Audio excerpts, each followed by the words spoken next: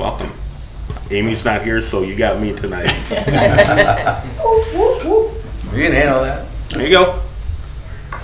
Roll call. Franz, Here. Davis, Metz, Here. Millet, Here. Blom, Here. Herman, Here. Hudak, Here. Ibelkorn.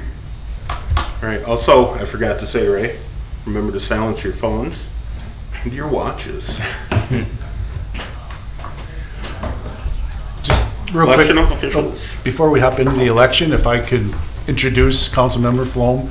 He is our new council rep. He just, I think he was on vacation last meeting, so he could not be here, but welcome to the Advisory Parks Board. Thank you. You're getting in at an exciting time with the court being updated, and it'll get you your feet wet pretty quickly. Absolutely. I don't know if you want to say hello. No, I just want to say thank you, Ray, for bringing me around the Parks Department a few months ago and getting to learn the ropes of what goes on in the park system in town. I'm very excited to be here working with all of you. I see some familiar faces, and I'm eager to get to it. Thank you. Just a little closer. All right. Thank you. Next item, election of officers. Yep, I will typically take the meeting at this point, and we'll get some elections rolling.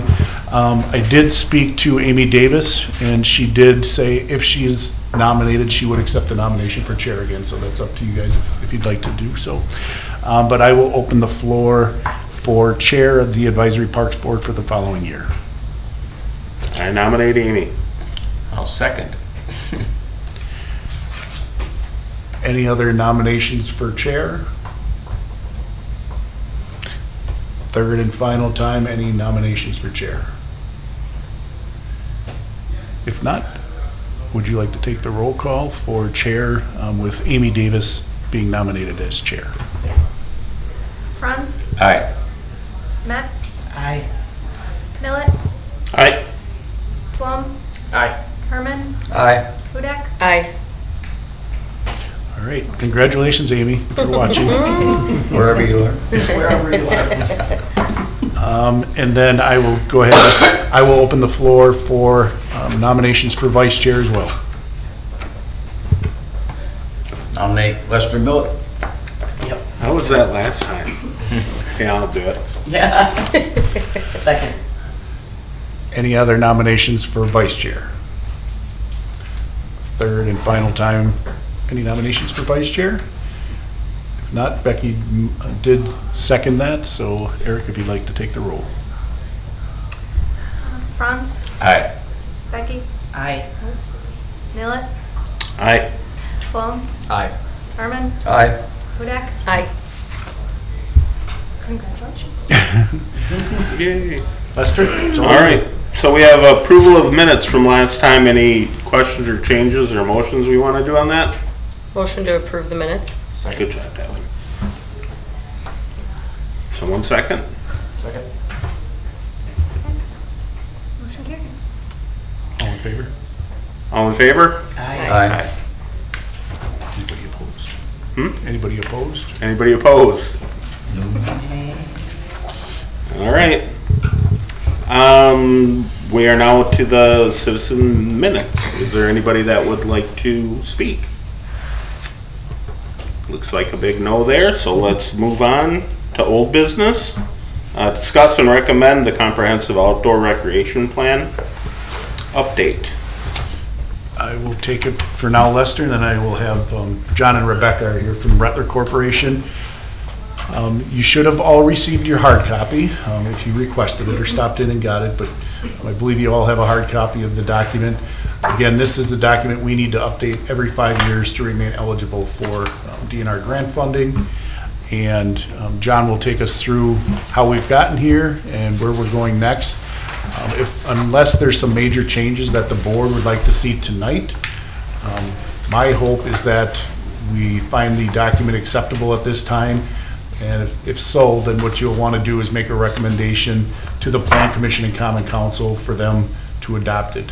From this board, it would go on to the Plan Commission. They take a look at the document and then ultimately make a recommendation to the council as well. So, any questions before we turn it over to John? No? John, it's all yours. The mouse is on the podium for you. Sounds good.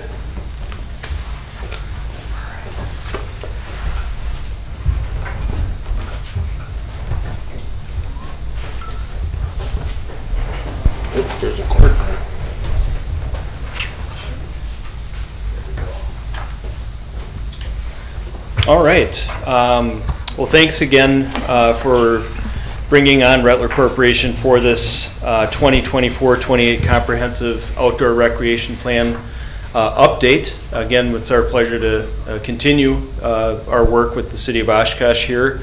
Our presentation tonight will go through comprehensively what we have. We've updated you several times on the progress to build to this point.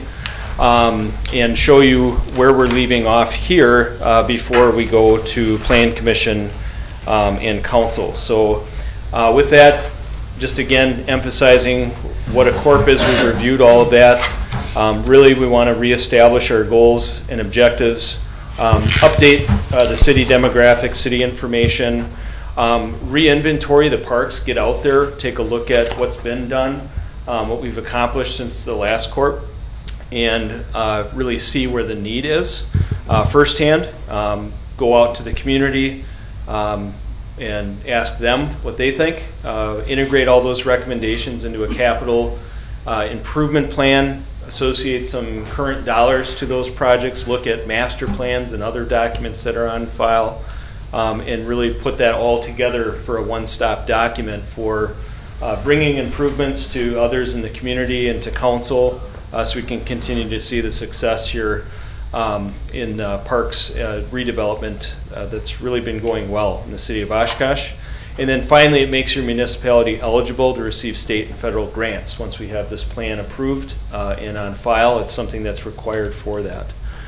So the sections, again, that we'll go through: the introduction, community description, parkland inventory, analysis, the needs assessment, then recommendations, implementation strategies, and then there's the references that you can always go back to, and then the appendix of information there. So, and again, we reviewed some of this already, but just to reiterate, the introduction goes through past planning and accomplishments.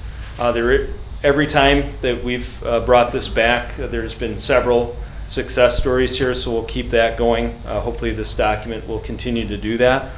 Updates the community description, again, the demographics of a growing community, showing the need for continued parks, recreation, and open space improvements. The environmental characteristics, history, location, and current land uses of the city of Oshkosh. Section 3, our parkland inventory. This we go through, the book highlights the general description and park classification of each park, showing if it's a mini park, what size that is, if it's walkable, neighborhood park, 2 acre minimum, 5 to 10 acre, really associating the guidelines for why we classify the parks the way we do. So in that inventory, we also map all of your parks. There's 2 maps in this corp. The one on the left in your book, you can see it a little closer up. We don't have to read all the text here, but what it's showing is all the outdoor recreation areas. So the top list, that's all the city-owned parks, and also other outdoor recreation opportunities, schools, the university, and county park areas. So there's several areas to look at when we're looking at acquisition areas, what else is around there. But again, the emphasis of this plan is to look at the city-owned facilities. That's the park map on the right. That's all the city parkland with the 41 parks shown there. We then break down that list of parks classified, again, mini park, neighborhood park, etc., and what's in those parks. So that has a very comprehensive matrix. It's nice when you have that in front of you to be able to see which park has courts, which park has an amphitheater. You know, if you're just getting to know the parks, there's a lot of them. This matrix is a really nice way just to refer to what's where in the parks, and again, refer to the park classifications. Each park in the inventory then has its own page. The name of the park, the location, the park classification, a few photos, and then bullet points of the amenities that you can find at each park. So again, if you do have this document and you want to refer to a park or refresh yourself what's there, the photos are very helpful, but then the bullet point list of what's there is also very helpful as well. Helps us determine what's there and what needs for improvement are out there as well. As summary, we have 41 park sites here, 3 mini parks, 15 neighborhood parks. That's very good. 5 community parks, 4 special use parks, 10 waterfront parks, and 4 natural resource areas. So a very good variety of parkland in the city. Our analysis approach, we took the NRPA acreage standards. Those aren't set in stone, they're guideline, they're national guideline to help you assess acreage deficiencies in different park areas, to kind of look at where you are from a national average, and allows us to look at then the service areas, and then the recreation standards that they do put forth. Combining that with community input, and then also regional and state trends from the Wisconsin State Corp plan helps us guide the acquisition in areas there as well. Quick question, yes. What constitutes a mini park versus a neighborhood park? So mini parks, the classification, and again, this is hard to see, but a mini park is typically something like a neighborhood playground. Those are very small, up to 2-acre parks. Usually it's a bench, a playground, a water fountain, just somewhere to go in your neighborhood that is walkable, very walkable, quarter-mile radius is what we look for on that. A neighborhood park's bigger, that's about 5 to 10 acres, preferred 2 acres minimum. That'll have some more recreational focus, that'll have more amenities, shelters, picnic areas, pathways, more active recreation opportunities there. And then the community parks are much larger. Those have, the swimming pools, things like that, the big community draws. And those are typically larger, usually 10, 30 plus acres. So those are much larger parks. So yeah, we do have good variety here. Our breakdown on the national standards. So this shows how Oshkosh is doing compared to the recommendations in NRPA, National Recreation and Parks Association recommendations. So I'll read this and point out here, so you don't have to squint too bad. I'll squint here on your behalf. Mini parks recommendation is a 1/4 to 1/2 acre per 1,000 residents. So this is all based on your population size.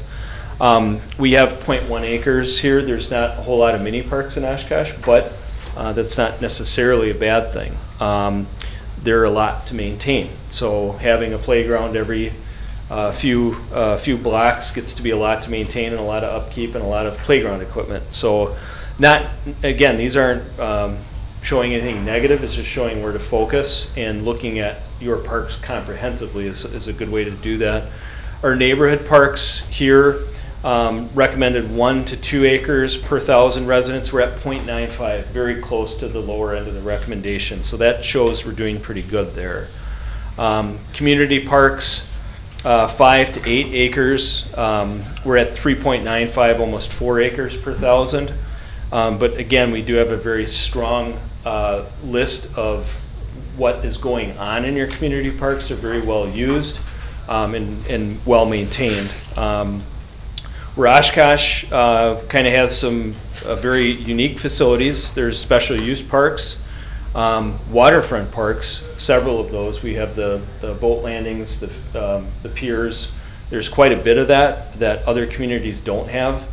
At 0.26 acres and 1.22 acres per 1,000 residents of natural resource area. So that's a really good dedicated open space, Roosh Park, those types of areas. We have great natural resource areas kind of like that in the city. So the recommended classified parklands by NRPA is 6.25 to 10.5 acres per 1,000. That's a pretty big range. Classified parks were at 4.55 acres. However, with the amount of use that the special use parks, waterfront parks get here, I think we can comfortably look at that comprehensively at 6.22 acres. per 1,000 residents, or just 0.03 acres per 1,000, below the low end of the recommendation. That's good. That shows continue to look at acquiring park areas. When we do look at areas for acquisition, we know that we need those areas, so that's a good measure. It's not a negative. One thing I'll point out too, some of the NRPA documents that we've been reviewing for 2023, the performance standards. Oshkosh has 1,600 residents per park.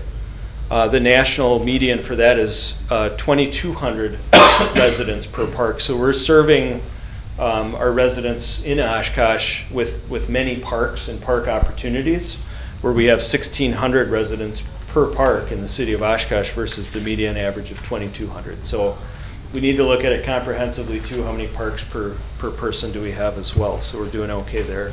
Any questions on that?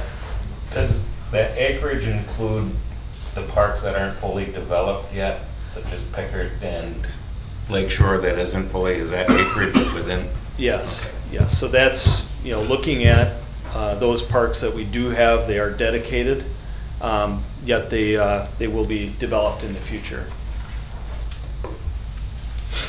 Okay, and then from there, so that tells us we need to look for some areas where are those opportunities. So in our analysis, we do our service radius map with the different service areas, the neighborhood parks, the big community parks, where those are the areas they serve based on those service radii. There we can look at the city, this dark or this kind of medium gray is the city limits. But then what we do is highlight the residential zoning areas. That's where the folks live in the community versus any other uses, industrial, manufacturing, things like that. So we do have those areas start to stand out, where either neighborhood or community services community park service areas don't overlap. That really guides us as to what areas we should be looking for as development furthers in the city of Oshkosh for those opportunities. So what we do is assess, again, those areas where we have residential in particular, but don't have service area. And then we start to overlay those areas to look for neighborhood park opportunities. That's this blue neighborhood park, quarter to half mile radius for walkability, neighborhood use. And then our community park, where we have a few holes in the service area in the city, we can start to look to those areas as they develop to find that acreage, to know that's where we want to focus our efforts for finding acreage in the future. That coupled with our current master plans. So what we want to do is see what's on paper. What do we have planned in the park? Here's what we have. Here's what we have planned. There's currently six master plans in place.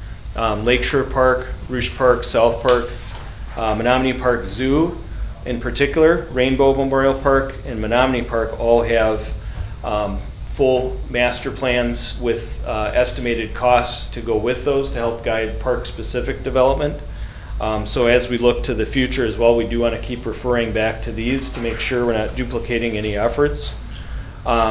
Looking at that with the needs assessment, we conduct online surveys. We reviewed that with you. That was done in March using Polco. We had 20 questions out there and got some pretty good feedback. Those community input meetings were well attended. We did also get staff input to help guide our recommendations, and really got some good feedback as to where the effort should be focused. Our last meeting here, we did review our recommendations section, if you remember. So what we put here is just general recommendations by park, or general recommendations for the parks system as a whole. Our park-specific recommendations, focusing on the proposed park types that we want to continue to grow, and then some maintenance recommendations as well. So each park has a write-up and a graphic to go with that to show the improvements to refer to in section 6. And then those recommendations as well lead us to the implementation strategy. So section 7 shows how we can get to those improvements, and we include a capital improvement schedule with each one of those. That's the page you look at when it's budgeting season, when we're getting close to bringing projects forward. We've got those prioritized by parks. We can continually refresh what needs there are for the park improvements, bring those to council. And also we're currently looking into, the city is currently looking into impact fees, and then updating parkland dedication fee in lieu of park land. So that's going to give you a future budget source, looking at impact fees and then parkland fee in lieu of parkland, so we don't end up with that mini park situation where every development's got a tiny park and a little playground. Focus that more from a neighborhood park site, and the city already has those potential funding sources in the works, looking at that. And then this corp is another one of those tools to continue to refer back to see where to focus those funding efforts. And then again, just references. We go through all the guidelines that we refer to in the plan update, and our appendices have all the supporting documentation in there as well. So progress on this document and our next steps. We've got pretty much the bulk of the work done. You have a copy of the draft document we'd like to bring forward to Plan Commission and Common Council. And hopefully you've had a chance to look through that. We're here for any input you might have tonight before we bring those final changes forward. So with that, Ray, I'll turn it back to you and see if there's any questions here. Yeah, I guess just a couple items before any board members might have questions. If you turn to page 105 in your corp document, there's a couple other, John had mentioned the 6 master plans that we have mostly for our community parks, but there's also some other plans that the city has taken and adopted. One is the City of Oshkosh Americans with Disabilities Act Transition Plan for Public Buildings and Facilities. That was back in 2022. And then we also have a City of Oshkosh Assessment of Municipal Parking Lots document. So as you're going through these individual parks, you're going to see that accessible walkways, parking lot improvements are going to be talked about. Those costs are identified in those 2 other documents. So they're not specific in this corp, but they're in other documents. Similar to the Riverwalk, we have a Riverwalk plan, and so that's another document that I think is referenced in here, and projects come forward from there. Mm-hmm. Trying to think if I had anything else. I guess turn it over to the board, and I'd like to hear if they have any comments. Yep. Questions or comments?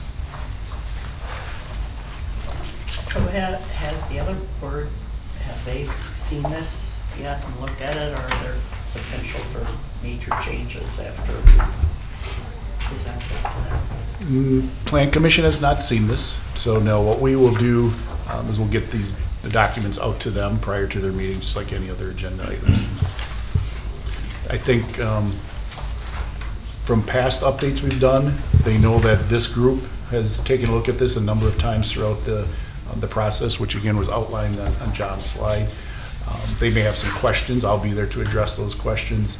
And I believe, John, we have you attending that meeting as well, if I recall correctly. Commission, yep. So I can't recall major changes going into past ones, but I'm sure there'll be questions or comments. I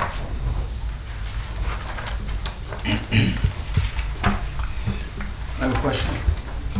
Maybe you can answer it. Sure. Page 79, 80, you kind of have a standards comparison. Obviously, there's a huge gap with the ice hockey, ice skating, obviously in the city of Oshkosh. But do you see any other, just general, where the majority of citizens can use our parks, where there's maybe a kind of a bigger gap that we could maybe address with current parks or future parks in particular?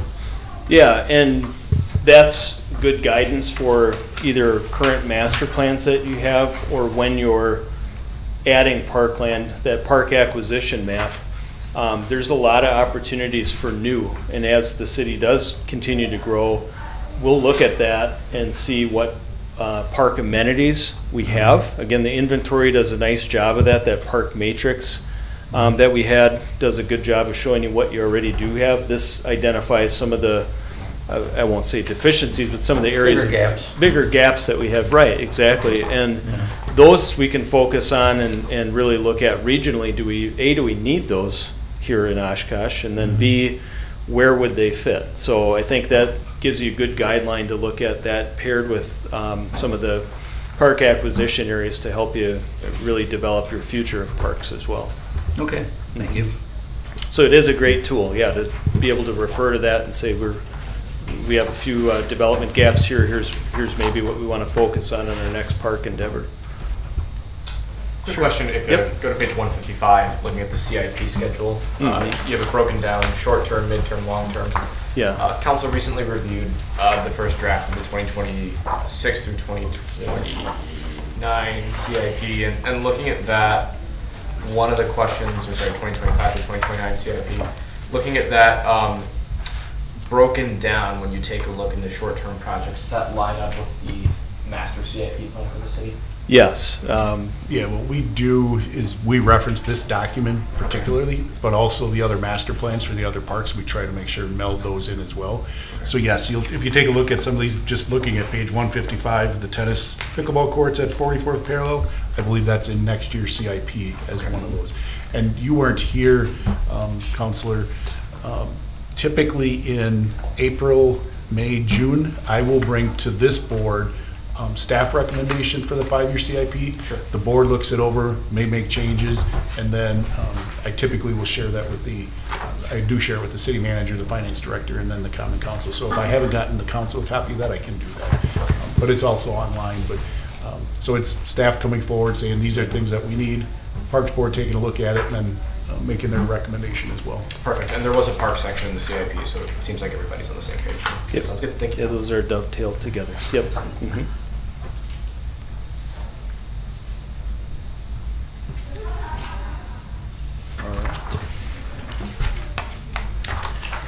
Right, so a few meetings ago, we went over the downtown plan, and there was some ideas for parks with that. That's obviously not in this, correct? Take a look at page 160, where the Opera House Square is listed.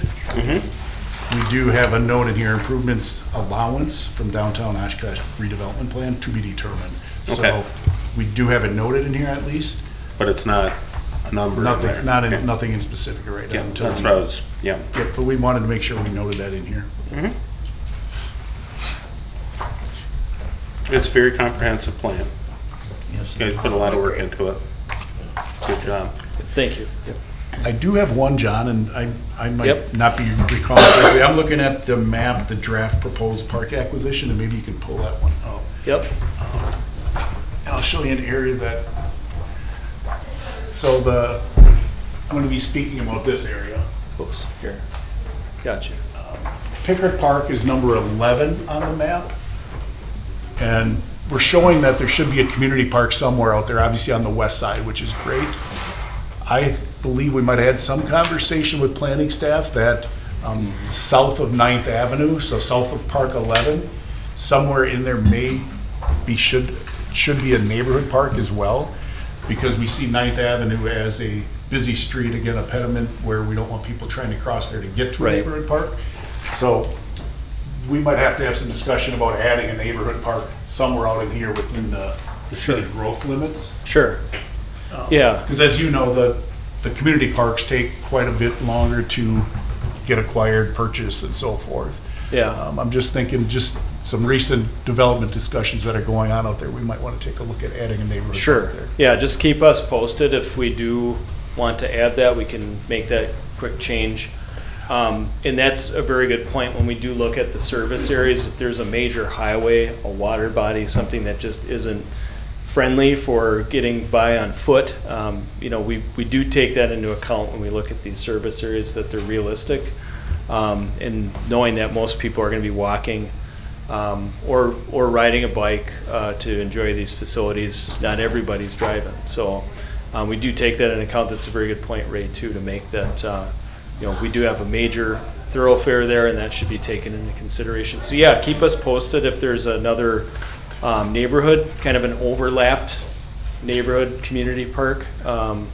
We could add that. I really think we should, and I'll take comments from this board too, but I really think we need one over there south of 9th. And if you go back to that map. So that's the residential. There's growth in this area that's going to be taking place in there. Yep. And again, so that people aren't crossing 9th Avenue to get to Pickard. Right, yeah. Up Somewhere between Pickard and Traeger. Yes. Is where you're looking through. In this area. Yep. So that would be this residential area here, the brown. Oops. Okay. Yeah, we can certainly look at adding that. I think that's another area to look at, is more not just covering the area, but with the appropriate park type as well. I think both are warranted there, given the location, all the other. Yeah, because looking at it, obviously we know we need some more community parks on the outskirts of the growth areas as well. So. Right. Just maybe a comment more than anything. As we have that kind of growth, is there any discussion with Town Algoma, with the townships that border the city, to do more of a co-op type park? Because their citizens are going to benefit from that also. I mean, it's kind of like the county park's a good example. I mean, it's used by not only city of Oshkosh people, but with the dog park, we get a lot of people coming in from outside the area. And there are other parks that, again, our softball diamonds, even our baseball diamonds are used by citizens outside the city. So as the city growth goes to the west and southwest, which is where we can only grow, should we be looking at trying to get partnerships with the townships that border the city on these park developments? Maybe the city takes on a bigger chunk of the cost because it's in our city limits, but at the same time, should we, and I'm sure you've done that with other municipalities where you've worked with, townships bordering municipalities. Mm-hmm. Yeah, that's definitely, intergovernmental cooperation. To what extent, and impact fees, use fees. I know those are all discussions other municipalities have had, and then just maintenance agreements. There's a whole list of ways that can happen, but having those discussions is important as growth occurs, to keep the towns involved and the surrounding communities, and have those open discussions to see how it can work best. Right. And I know from my time on city council 5 years ago now, and previous being on working for the county parks, we had a lot of discussions with the boat landings, to how we could bring the townships into making the boat landings in their township more of a park for them. So I'm just thinking kind of out loud again that we need to keep those doors open, because that's some extra dollars that maybe we can use to enhance the park. That's going to enhance those citizens that border our facilities. Mm-hmm. Steve, what we do is we do share, once this plan is adopted, we share with the county parks, and we do share with the neighboring townships as well. But as you were speaking, I know, John, we have it in here and I couldn't find it real quickly, but we have a list of some recommendations that we should take a look at, keeping those discussions open with the school district, with the county, neighboring townships. And I did find on page 7, if you wanted to look there real quick, one of our goals is under subdivision review, and there it states, coordinate subdivision review with all departments and boards to ensure adequate park facilities are provided. And if you take a look down at 3rd bullet point, use the extraterritorial plat review powers to ensure that residential developments outside the city limits are contributing proportionally towards providing adequate neighborhood facilities in developing areas. Okay. So it's in here, and it's in here a couple of times. I think, as John said, those are some larger conversations that probably should happen. Okay, very good. Thank you. And just a question on, and this goes with the inventory of the different amenities on 79 and 80 again. So tennis and pickleball are in one category, and we've been transitioning some of our tennis courts into pickleball. That seems, it didn't even existed not that long ago, and that's where the demand is. Is there a different breakdown of that, or could that be a little bit more detail? Because it seemed, because from a capital improvement standpoint, we've actually been cutting back on some of the tennis courts and then putting these in, so just. So that section is, oh, sorry. Just so the public at home can hear you, Rebecca. Thank you. Thank you, John. That section is based off of an NRPA publication. It's getting a little bit older, but I recognize that pickleball is becoming more of a thing. So I took the liberty of adding pickleball in there too, because I noticed some of the tennis courts are transitioning, but they haven't updated that one yet. And again, we do put a lot of emphasis on the needs assessment for the community, and NRPA is putting more emphasis on customizing them for the community as well. So I don't know if they're going to update that or not anytime soon. Okay, so that's their NRPA's Yes, that's based off a category. publication that they have. So it's one of the 5 or 6 different ways we kind of look at your existing inventory. Yeah, just real That's a quickly. great question on that. Just real quickly on the pickleball, and Tim's exactly right. It's if not the fastest growing sport, one of the fastest growing. And I think what we've been able to do is to provide pickleball courts in all quadrants of the city. You know, what started out with when we did the Menominee Park tennis court renovation, putting courts there. South Park, we added courts. Tech Miller on the north, we've added courts. West Haven, Circle Park on the west, we've added courts, and now 44th Parallel on the west side, we're looking to add more pickleball. We have not had complaints, as far as I know, from tennis players saying there's not enough tennis courts. We constantly hear that there's not enough pickleball. And I know the county has a large project going on out at County Park as well. They're adding a fairly significant number of pickleball courts out there. So I think we're going to be pretty well covered within the city, at least dispersed.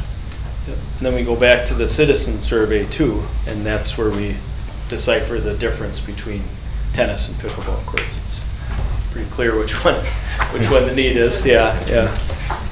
It's bringing people into our parks. Yep. And you guys are doing it right by making it pickleball specific, because anytime you try to do a double use of pickleball and tennis, people usually don't play on those courts. So that's a good way to do it, turning one tennis court into 2 pickleball courts. And drive around the city sometime when it's pickleball time. There's people playing all over the city. So I'm glad you made that comment, because we have had that request come up a little bit more to have the courts multi-sport striped, and I've heard mixed reviews from other communities, and I think for now at least, if we can continue to provide them across the city, I think at this point that's our goal.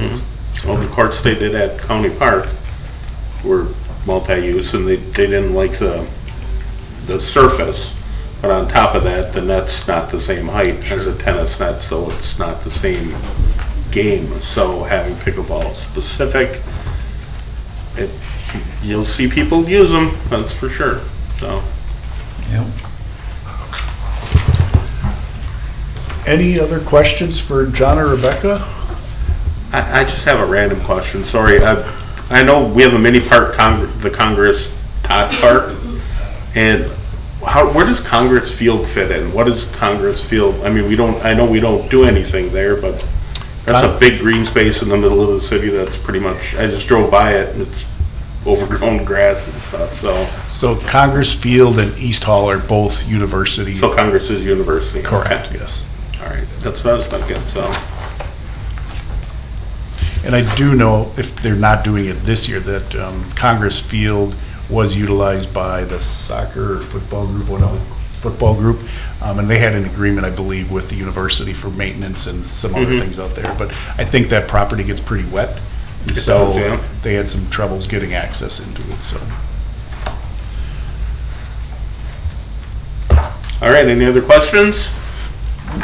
No. So I guess we're looking for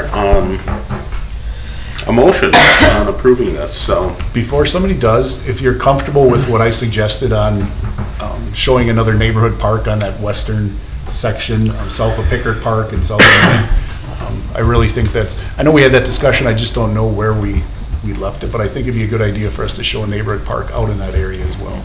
So if that's acceptable and you make your motion, if you could just state that would be great. All right, motion with the addition of a park on the west side of town between Pickard Park and South of 9th. South of 9th. There you go. Did you make a motion? I was waiting for somebody to make a motion. Anybody? So moved. I'll second. Who made the motion? I'm sorry. Jake. Thank you. All right. Franz, Aye. Metz, Aye. Millet, Aye. Flom, Aye. Herman, Aye. motion carried. All right. Thank you. Thank you very much. Thanks, John. Thank you. We'll be in touch. and- Yeah, we'll get that one Thank you. quick change made before the next. Thank you. Sounds good. Thank you very Great, much. thank you. That's good. Here. All right, now on to new business. No new business. No new business. No staff reports. All right, so on mine, just wanted to make the board and the public aware, within the last couple of weeks, we did have a resident of one of the condo associations. It's the one next to the boat launch by the senior center, next to Steiger Boat Launch.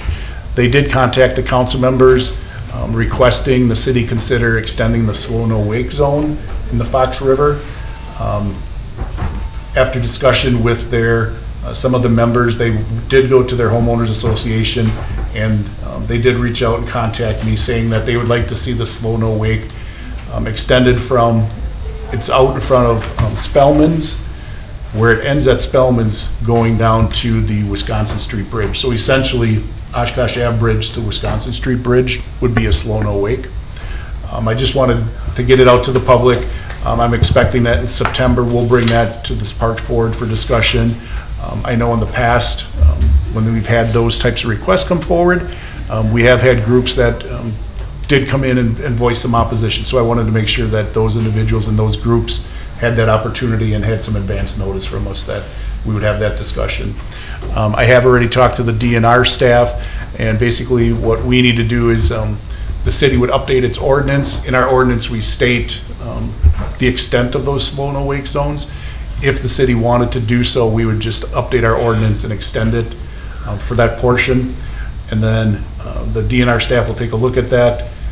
This board will take a look at it and get some input from the community, and then a recommendation would go to the council for them to consider on the ordinance update. So just, again, letting the public know as well as this board that most likely your September meeting will have that coming forward.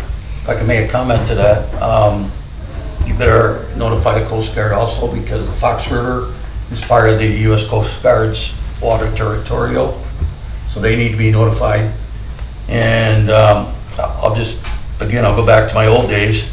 When I worked for the Sheriff's Office, it takes 45 minutes to go from the Pioneer to the old golf course, and you're gonna get territorial boating, and the businesses downtown are gonna die in the vine. Just go to Fremont. When they put the no wake zone in from Orhula to Fremont, people don't go that way because it takes too long. They'll either go on Winnebago and go down south, go across the lake, but they're not going to spend 45 minutes going through the city of Oshkosh to get to Fratello's or get to some other restaurants down the river. They'll either put in on Lake Winnebago and stay on Lake Winnebago, or they'll go upriver and go to Winneconne or Amro. And personally, it's not a good thing being a boater to have to spend 45 minutes driving through the city of Oshkosh. I just don't want to cut you off, Steve, but it's not on for discussion, but great points. We will make sure and let the Coast Guard know, as well as the County Sheriff's Department, but Yeah. I don't want to get yelled at for going off of the agenda too much, so you can save those comments for September. Sure. But I hear what you're saying. Thank you. All done? Yes. All right, Chad?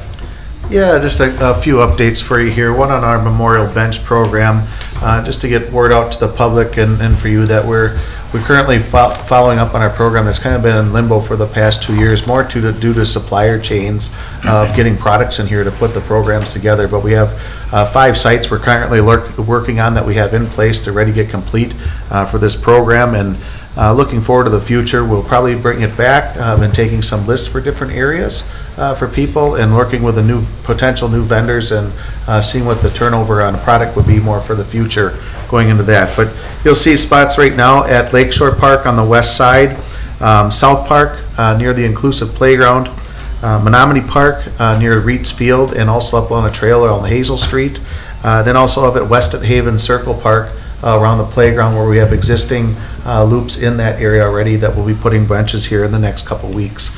So you also see some of the concrete work taking place now in restoration. If I can just jump in real quickly on that, because I did notice some comments not too long ago on social media where an individual said, you know, they paid for a bench about a year and a half ago, and we want to let people know it hasn't been lack of trying on our end. It has been really the supply and demand of getting those and getting response to our request to get those. So, sorry, I just wanted to make sure that people knew it wasn't us holding up the process. It was just waiting to get benches. And so we've made some inquiries on some different vendors as well. So.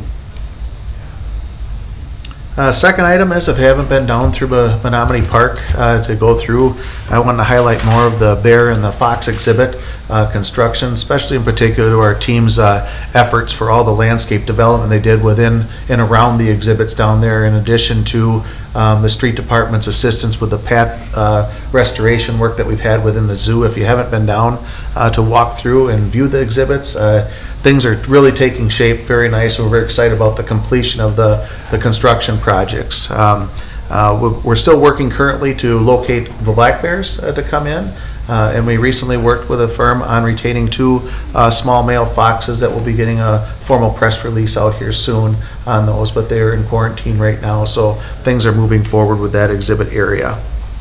Are they going to be named already, or are we going to name them? They already are named coming from the source, but there are some things we may consider here in the future for that. So we'll have to say some people came to the Y after they were at the parks and at the zoo, and they came in and were very excited with all the changes, and they said it looked awesome, and they're excited to get the bears in, and I thought you guys should hear that people are talking how nice the job was, like just hanging out at the Y. So I thought I'd let you know that. I was going to echo. It's great to hear. Quite a few people talk about how great it looks. So wonderful. That's very good. So last but not least, this week and over the next couple weeks, you'll probably see the public notice we put out for the section of trail at Rouge Park between Newport and Rougefield Drive that we'll be doing some overlaying and reconstruction of certain small areas for that.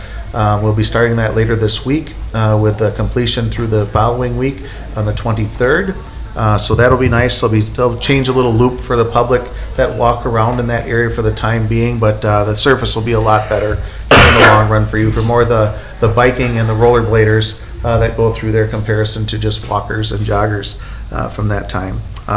Also, you'll see we're working collectively with our street department for our last section of trail at South Park that's currently done around on the north side of the park of the tennis courts, between the tennis courts and the horseshoe courts up to that area to re-overlay that too. So then everything in its entirety at South Park will be completed for trails there. So just in case you use those, and people are aware that there is some activity taking place there. So that's all I have right now. All right, thanks, Chad. Travis? So I just wanted to update. So recently, we went through and replanted or installed some planting beds and a small vehicle pad for the guys to help maintain all the plantings, or all the plant beds in the center median on Highway 44. That happened thankfully just before EAA, so that could happen. This is part of the larger roundabout project that we are going to do that's going to start mid-September-ish. So there will be a little bit of traffic disturbance throughout the roundabouts throughout the city starting September. It should be fairly slight. They're going to try and stay on all the truck medians or truck aprons on the roundabouts, but we will have a little bit of disturbance there. But other than that, If I could just add quick that they look great. I was going to say, big difference. Yeah, especially on 44. It makes a big thank difference. you. And That's it's point. the 44 is going, or the rest of the roundabouts are going to basically mimic 44. So the rest of the roundabouts will have that same look to it. Minus, we are keeping all of, except for the two on 21, the two intersections or the two interchanges on 21. We are removing the Amur maples out of those two and replacing them with service berries, I think. But all the other large mature trees that are in the center islands or in the roundabouts will be staying there, and then just mimicking the plants, the rest of the smaller plants. Great. This is a part of the larger project that Travis has been working on with the Convention Visitors Bureau, the Community Foundation. The bid has been helping out with some of the legwork on this, as well as some private support from some of the foundations and so forth. So it's been really a good partnership between the city and the different organizations. So. Yes, thank you, Ray. Super. Any other business? Next meeting, September 9th. All right, so motion to adjourn. So Second. All right, thank you, everybody.